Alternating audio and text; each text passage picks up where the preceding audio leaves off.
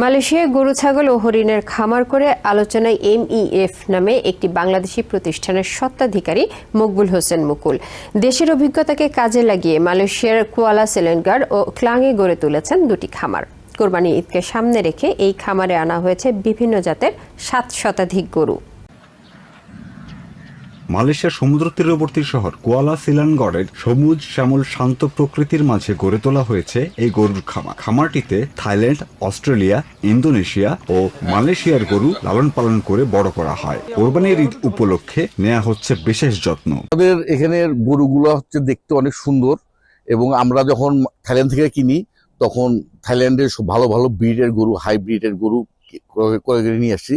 আমাদের এখানে দুধের গরু আছে, বাচ্চা প্রোডাকশন করার জন্য গরু আছে, বিভিন্ন ক্যাটাগরির গরু। আমরা শুধু এইটাই না, এরকম আরো 3টা ফার্ম আছে।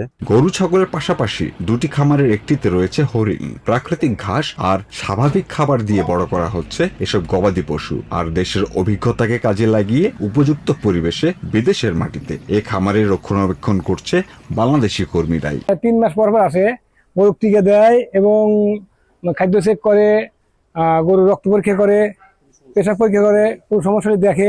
গমের ভুসি মিক্সার করা আছে, তারপরে ধানের গুঁড়া মিক্সার করা আছে।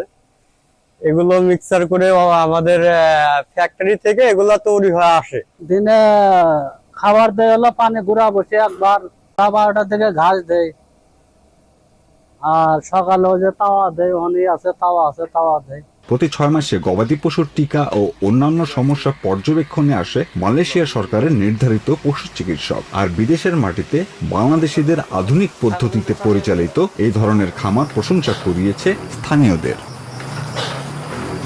Saif Rakib, TVN 24 news desk.